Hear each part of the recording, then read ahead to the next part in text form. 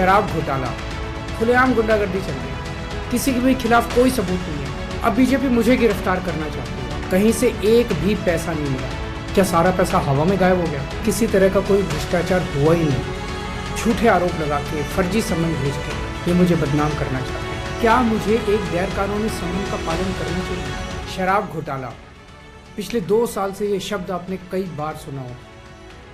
2 साल से बीजेपी की सारी एजेंसीज कई रेड मार चुकी हैं, कई लोगों को गिरफ्तार कर चुकी हैं, लेकिन अभी तक एक भी पैसे का हेरफेर कहीं नहीं मिला, कहीं से एक भी पैसा नहीं मिला।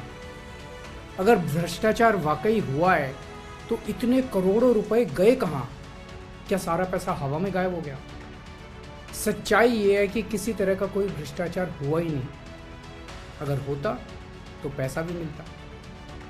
ऐसे फर्जी केस में आम आदमी पार्टी के कई नेताओं को इन्होंने अभी तक जेल में रखा हुआ है।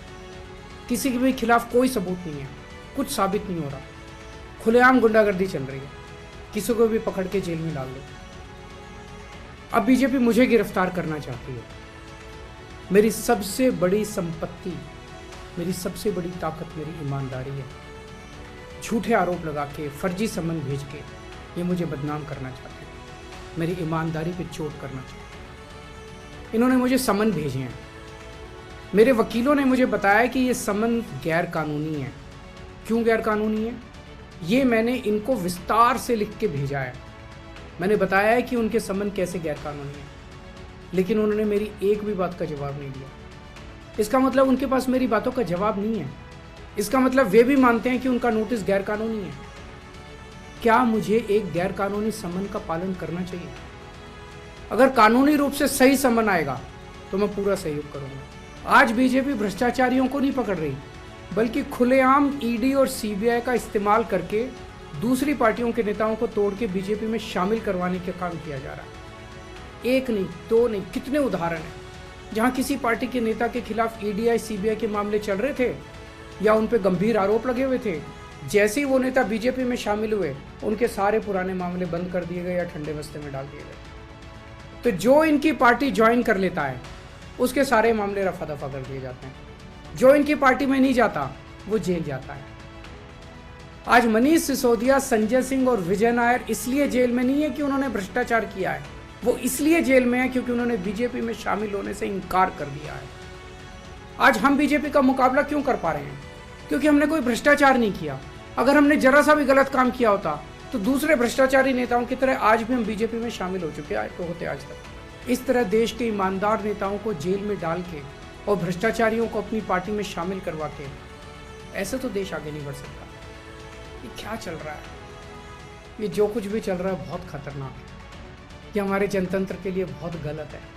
इसे रोकना होगा। मैं हमेशा देश के लिए लड़ा हूँ।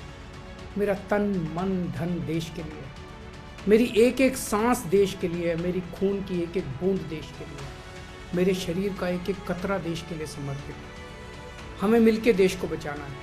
मैं पूरी जी जान से इनके खिलाफ लड़ रहा हूँ। आपका साथ चाहिए। बीजेपी का मकसद जांच करना तो है ही नहीं। इनका मकसद तो लोकसभा चुनाव में मुझे प्रचार करने से रोकना है। ठीक लोकसभा चुनाव के पहले इन्होंने मुझे समन भेजा। क्यों? इस जांच को चलते 2 साल हो गए। अभी ठीक लोकसभा चुनाव के पहले मुझे क्यों बुलाया जा रहा है? पहले क्यों नहीं बुलाया? सीबीआई ने मेरे को 8 महीने पहले बुलाया था। मैं सीबीआई में गया था, उनके सारे जवाब भी दिए थे। लेकिन अब ये लोग ठीक लोकसभा चुनाव के 2 महीने पहले मुझे बुला रहे हैं। तो बीजेपी का मकसद कोई पूछताछ करना थोड़ी है। इनका मकसद है पूछताछ के बहाने केजरीवाल को बुला लो और उसे गिरफ्तार कर लो ताकि मैं लोकसभा चुनाव में प्रचार न कर पाऊँ। शराब घोटाला, खुलेआम गुंडागर्दी चल रही है, किसी के भी खिलाफ कोई सबूत नहीं है। अब बीजेपी मुझे गिरफ्तार करना चाहती है, कहीं से एक भी पैसा नहीं मिला। क्या सारा पैसा हवा में गायब हो गया? किसी तरह का कोई भ्रष्टाचार हुआ ही नहीं। झूठे आरोप लगा के, फर्जी समन भेज के ये मुझे बदनाम करना चाहते हैं। क्या मुझे एक गैर कानूनी समन का पालन करना चाहिए?